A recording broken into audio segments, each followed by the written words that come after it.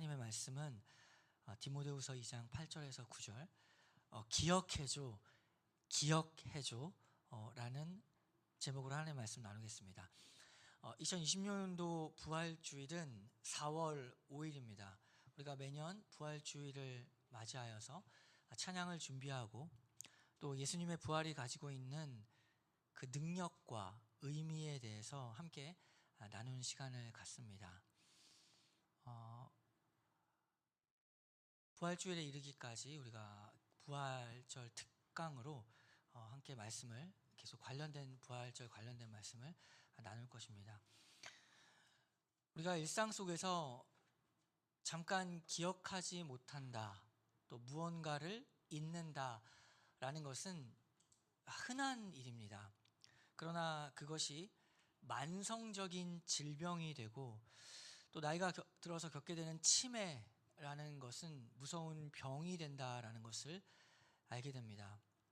기억하지 못하기 때문에 또 의사소통이 단절이 되고 함께했던 배우자 그리고 함께했던 자녀조차도 알아보지 못하는 일들이 일어납니다. 그것을 바라보면서 사랑하는 사람이 조금씩 기억을 잃어가고 있는 모습, 그래서 껍데기만 남은 것처럼 점점 사라져가는 그런 모습을 볼 때 우리는 참 고통스러운, 그 모습을 보는 것 자체가 참 고통스러운 일이 됩니다. 이렇게 어쩔 수 없이 기억을 잊는 일도 있지만 또 한 가지 기억을 스스로 기억하지 않는 경우도 있습니다. 어떤 사건 혹은 누군가를 기억하지 않기로 작정해서 나의 기억을 이렇게 방치해 둬버리는 일도 있습니다. 자꾸 신경 쓰이는 거죠. 자꾸 방해가 되니까 내 마음의 한 자리를 그 기억이 차지하지 못하도록 버리는, 내가 일부러 버리는 그런 일들도, 또한 방치하는 그런 일들도 있습니다. 이스라엘 백성 역시 마찬가지였죠. 사사기 시대를 보게 되면은 하나님께서 이스라엘 백성들을 노예에서, 그 애굽에서 건져내셨고 약속의 땅으로 인도하셨는데 사사기 3장 7절을 보면은 이렇게 나타나 있습니다. 이스라엘 자손이 여호와의 목전에 악을 행하여 자기들의 하나님 여호와를 잊어버리고 바알들과 아세라들을 섬긴지라. 죄로 물들어버린 사람의 마음은 자기를 구원하신 자기들의 하나님 여호와를 잊어버리게 되었습니다. 계속 잊어버리는 거죠, 하나님의 사랑을. 그래서 사람의 결론이 무엇인가, 구약의 결론이 무엇인가를 보게 되면 말라기서에서는 이렇게 아주 차갑고 냉정한 질문이 나타나게 됩니다. 하나님께서 내가 너희를 사랑했다라고 하자 이스라엘 백성들은 이런 냉정한 질문으로 되묻는 거죠. 말라기 1장 2절을 보면 주께서 어떻게 우리를 사랑하셨나이까? 여기서 어떻게라는, 어떻게 사랑하셨는가라는 히브리어 말은 단순한 궁금증이 아니라 현실적인 증거를, 그 사랑했다면 증거를, 어떻게 증거를 달라라고 말하는 것입니다. 따지는 겁니다. 사랑한다고 말만 하시면 뭐합니까? 지금 보십시오. 포로 귀환되었는데 100년이나 지났는데 여전히 이스라엘 백성들은 독립국가가 아닙니다. 자유 없습니다. 페르시아의 속국이었죠. 속국이니까 세금을 또 많이 내야 되는 겁니다. 바쳐야 되는 겁니다. 세금 많이 내다 보니까 현실적으로 돈이 없는 거죠. 경제가 어려운 것입니다. 먹고 살기 힘들고 바쁜 세상이 되었던 거죠. 그들이 보기에 하나님이 사랑하셨다, 그 사랑은 전설이었던 거죠. 사랑이 전설이 되었다라는 겁니다. 지금 당장 보여주세요. 어찌됐든 간에 지금 나는 힘든데 어떤 사랑을 말씀하시는 겁니까? 그 전설의 사랑을 말씀하시는 겁니까? 그럴 때 어떻게 되냐면, 사랑이 전설이 되면 사람의 입에서는 이렇게 불평이 나오게 됩니다. 이것이 믿음이 연약한 사람들에게만 일어난 일이 아닙니다. 하나님의 사랑이 전설로 남아버리면 교회를 오래 다니고 직분을 가진 리더들 역시도 마찬가지입니다. 오늘 본문을 보면 지금 사도 바울이 젊은 목회자인 디모데에게 쓰는 편지입니다. 로마 감옥에서 죽음을 앞두고 있고 유언과 같은 마지막 말에서 바울은 목회자인 디모데에게 이런 말을 합니다. 예수 그리스도를 기억하라. 목회자인 바로 디모데에게 하는 말이죠. 디모데가 잊지 말아야 할 것, 절대로 잊지 말아야 할 것 기억하라. 그것은 오늘날 이 땅을 살아가는 우리 모두에게도 반드시 기억해야 할 성령님의 음성입니다. 오늘 본문을 보면 8절에 이렇게 돼 있죠. 내가 전한 복음대로 다윗의 씨로 죽은 자 가운데서 다시 살아나신 예수 그리스도를 기억하라. 바울은 먼저 누구를 기억하라 라고 하냐면 다윗의 씨, 그러니까 다윗의 후손이신 예수 그리스도를 기억하라. 왜 하필 다윗이냐? 다윗은 왕이었죠. 그러니까 다윗의 후손인 예수님은 누구냐면 바로 다윗이 기다려왔던, 우리가 끝까지 계속 기다려왔던 메시아, 곧 최종적인 왕이신 예수 그리스도를 기억하라. 최종적인 통치자이신 예수 그리스도를 기억하라. 오늘날 우리는 통치 혹은 왕이라는 개념이 사실 익숙하지가 않습니다. 한 나라의 왕이라고 한다면 트럼프와 같은 대통령을 떠올리게 되는데, 그 사람의 통치에는 우리가 지금 보듯이 알고 있죠. 늘 문제가 많고 옳다라고 하는 것도 비판을 받고 갈등이 있기 때문에 그 통치자인 왕을 완전히 내 삶을 그에게 의지한다라는 것이 잘 개념이 잡히지가 않습니다. 하지만 우리의 왕이신 예수님은 완전히 다르죠. 세상의 왕과는. 예수님이 다스리시고 그 통치하시는 것은 지금 현재적으로 다스리고 있고 아주 역동적이고 또한 한 가지 완전합니다. 어떤 문제나 실수가 없이 완전히 우리를 다스리시는 거죠. 그분의 말씀이 법이고 완전한 법이고 누구도 한 사람도 그분의 뜻을 거스를 수 없습니다.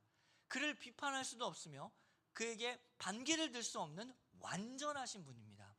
그렇기 때문에 우리는 그분께 완전히 나의 삶을 맡길 수 있기 때문에 그 왕을 기억하라라고 하는 거죠. 너의 삶을 완전히 그에게 맡겨버려라.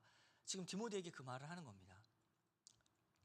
현대사회는 아주 극단적인 개인주의죠.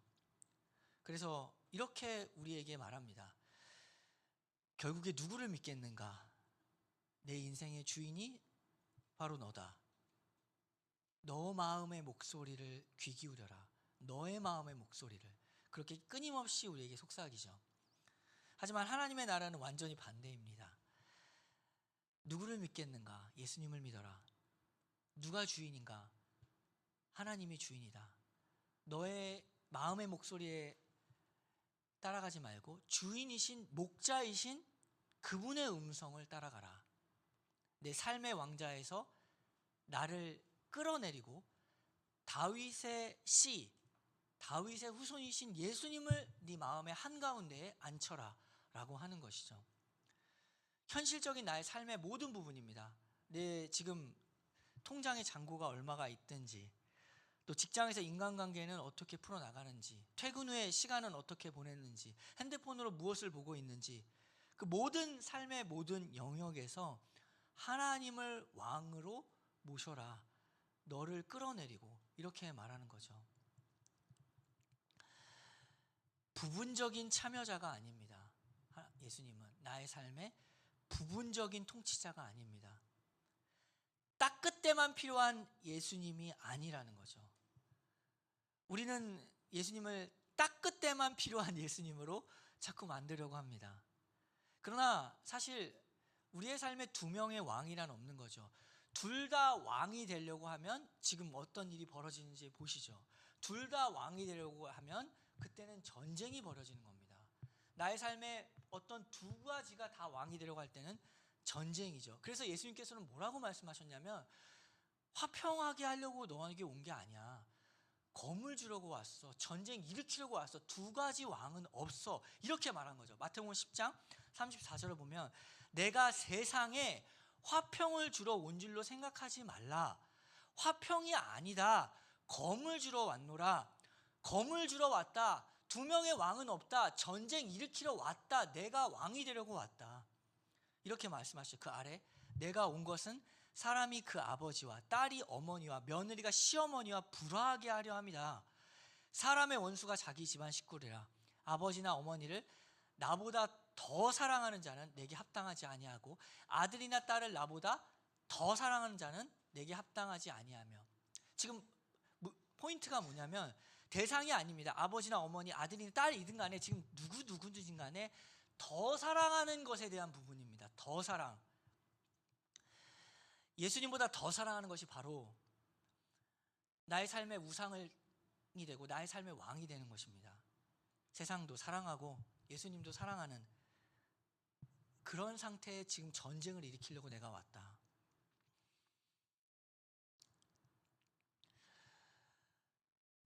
부분적인 통치, 부분적인 사랑, 그것이 없다라고 말합니다. 동시에 사랑하는 것이 사실 없습니다.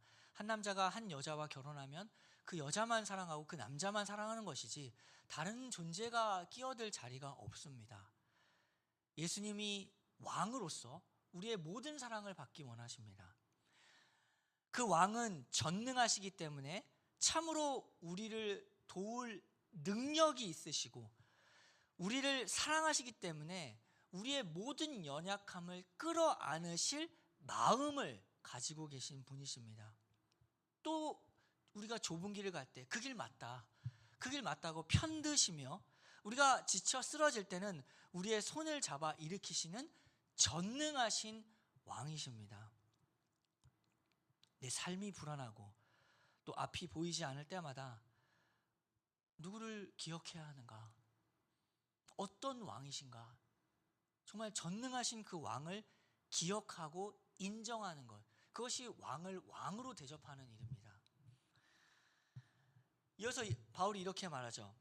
그 왕, 그 예수 그리스도가 누구이냐면 이어서 8절을 보면 내가 전한 복음대로 다윗의 씨로 죽은 자 가운데서 다시 살아나신 예수 그리스도를 기억하라. 우리는 죄인으로서 스스로를 구원할 수 없는 영적인 파산 상태에 있었고 외부로부터의 구출이 필요했습니다. 십자가에서 예수님께서 우리의 완전한 그 죄를 다 치르셨다. 그것이 부활로 증명이 됐죠. 왜 하필 죽은 자 가운데 죽은 자냐면 죽음이라는 것은 죄의 결과이기 때문에 그렇습니다. 죽은 자 가운데 살아났다는 것은 죽음이 끝났다. 그 얘기는 죄의 결과인 죽음이 끝났다. 죄가 끝나버렸다. 다 치러졌다. 완전히 십자가에서 너의 죄가 정리되어 버렸다. 끝났다. 그래서 부활을 통해서 죄가 끝났다라는 사실이 증거가 되는 겁니다. 부활은. 그래서 영수증 같은 거죠. 예를 들면 왜냐하면 가게에서 돈 냈어요 안 냈어요? 그럼 딱 제시하는 겁니다. 영수증을 딱 내면 돈 냈구나. 너의 죄의 값이 다 치러졌구나. 부활 딱 보면 부활이 죄의 모든 값을 치러졌구나. 딱 제시하는 거죠. 부활로 딱 제시하는 겁니다.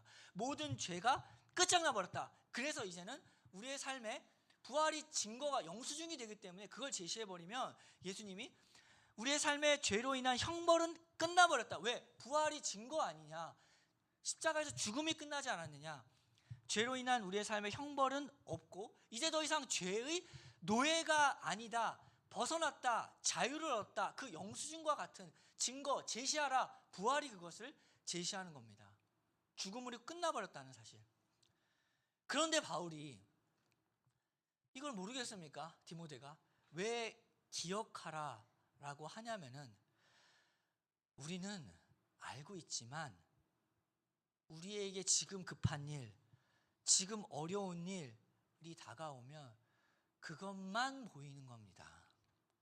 평소에 가지고 있던 믿음, 결단 잊어버리고 그것만 보이기 때문에 그렇습니다. 한 번은 죽을 뻔했는데 신호등에서 차가 달려오는 겁니다. 그런데 저는 이제 몸이 빠르니까 달려오는 걸 보면서 여기 앞까지 왔는데 피할 수 있는 시간이 있었는데 제가 피하지 못하는 겁니다. 그 속도와 그 달려오는 차를 보면서 몸이 경직되어 버리는 거죠. 그래서 사고가 나는 겁니다. 얼마든지 피할 수 있는 시간이 있지만 갑자기 다가오는 걸 보면은 몸이 움직이지를 않는 거죠. 경직되어 버리는 거죠. 피할 수도 있고 피해야 한다는 걸 알지만 지금 나에게 다가오는 것이 너무나 크게 다가오기 때문에 움직이질 못하고 그냥 그대로 멈춰버리는 것. 우리 삶 역시도 마찬가지입니다. 지금 당장에 나에게 주어진 이게 너무 커버리면은 믿음이 작동하지 않는 겁니다. 그것만 모이게 되고 알고 있어도 안 되는 현실이죠. 우리 삶을 짓누르는, 늘 우리를 짓누르는 두 가지 큰 적이 오게 되면 그것에 압도되어서 지금 기억을 상실하게 되는 겁니다. 우리 삶을 짓누르는 큰 두 가지 적이 있는데 첫 번째가 무엇이냐면 근심과 불안입니다. 그것만 보이게 하는 것. 근심과 불안. 아주 유명한 얘기가 있죠. 이 세상에서 가장 걱정이 많은 사람이 있었습니다. 이 사람이 너무 걱정이 많은 거예요. 자기의 삶을 자기가 돌아봐도 나는 왜 이렇게 걱정이 많지? 그래서 친구들도 다 압니다. 쟤 참 걱정 많다. 그래서 표정이 항상 우울하다. 근데 어느 날 갑자기 그 사람이 싱글벙글하면서 막 웃으면서 오는 겁니다. 친구들이 놀랬죠. 그래서 그에게 물어봤습니다. 아니 이게 웬일이야? 너 전혀 지금 다른데? 하나도 걱정이 없어 보이는데 무슨 일이 있어? 어떤 일이 있는 거야? 근데 그 사람이 하는 얘기가 드디어 내가 해결책을 찾았다. 내가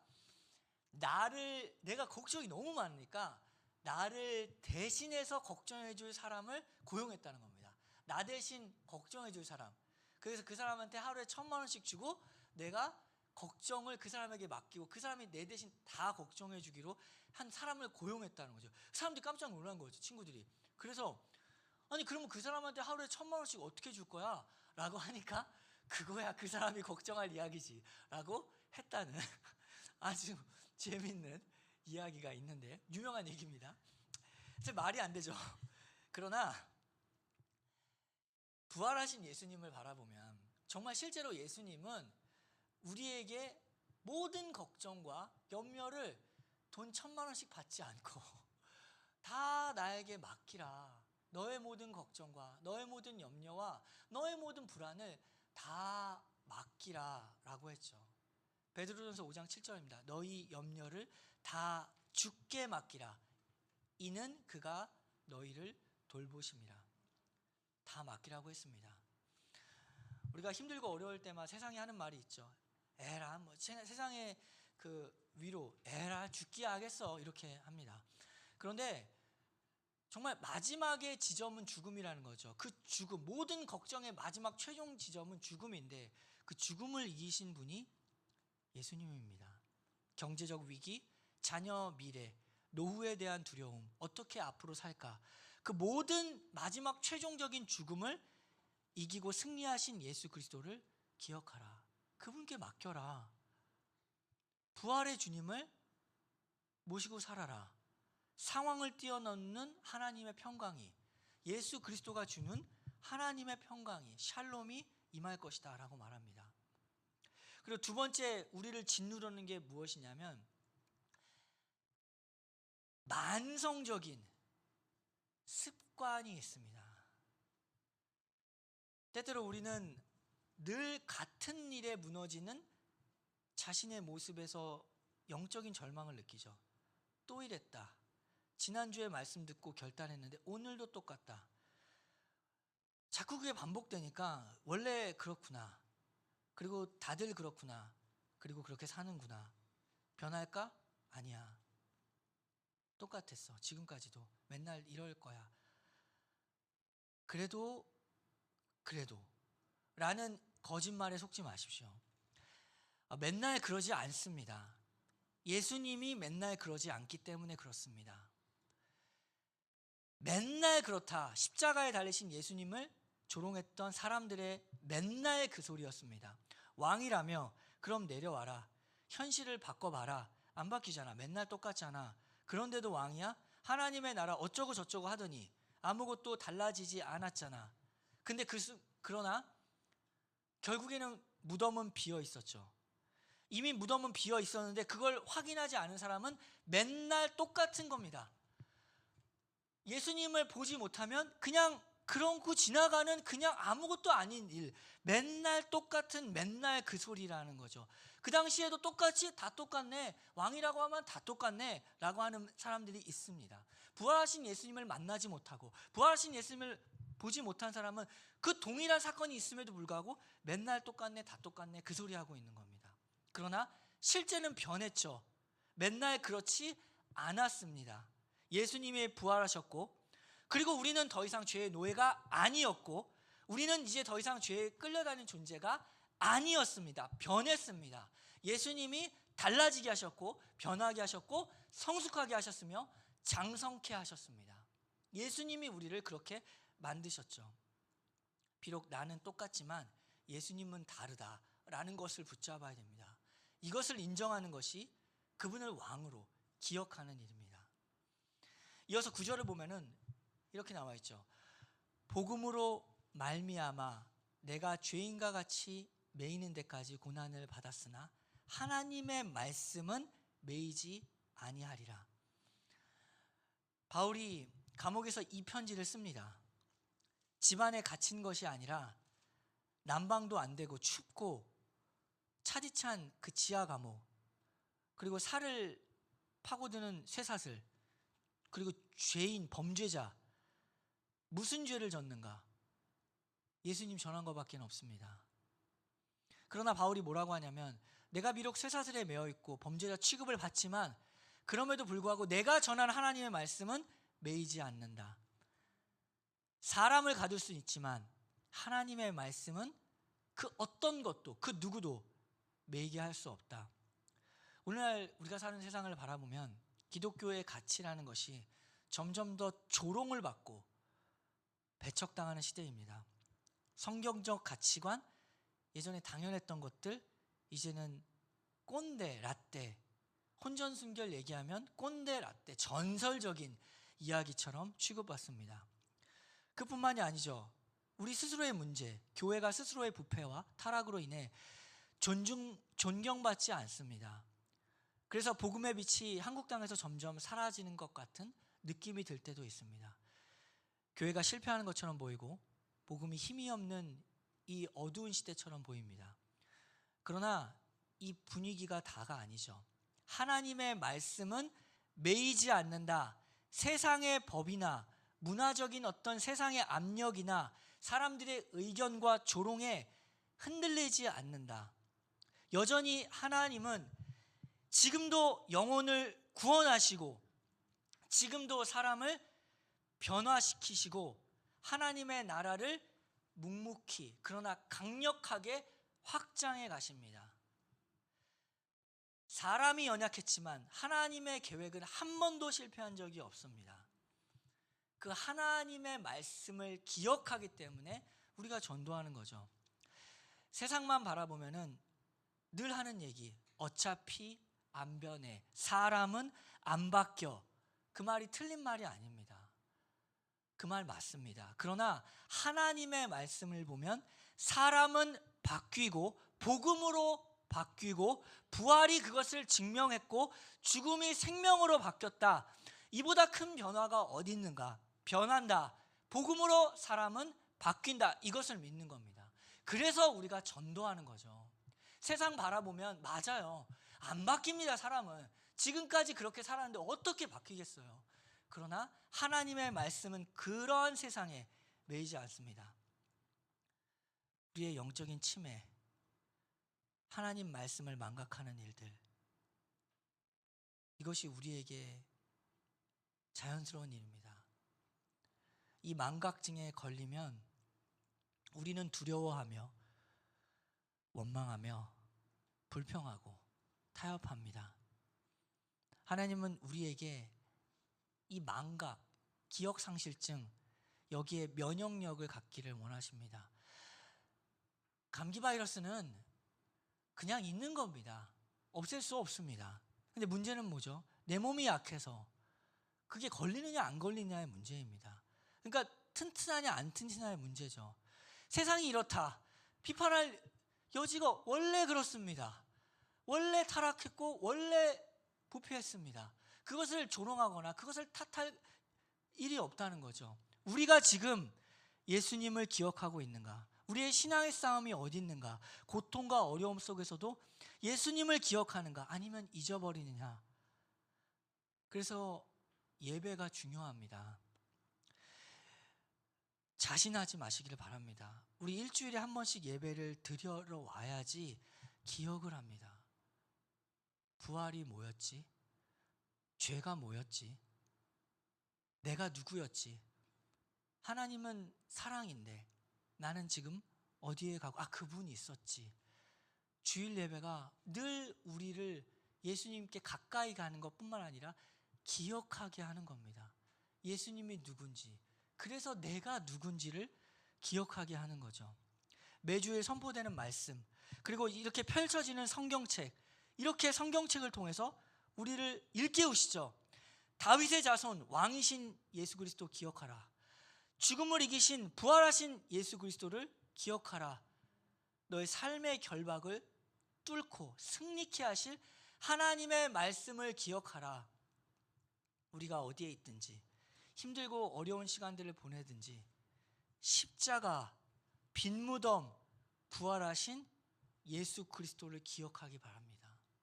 승리하신 예수 그리스도, 그리고 이 땅 가운데 하나님의 나라를 일으키시고 지금도 개척하시며 지금도 확장하시는 그 적극적으로 통치하시는 그 하나님이 우리의 삶을 다스리고 계신다. 그것만이 우리의 유일한 위로입니다. 그것만이 우리의 생명이고 그것만이 우리의 승리다라는 것을 기억하는 우리 교회 되기를 바랍니다. 함께 기도하겠습니다.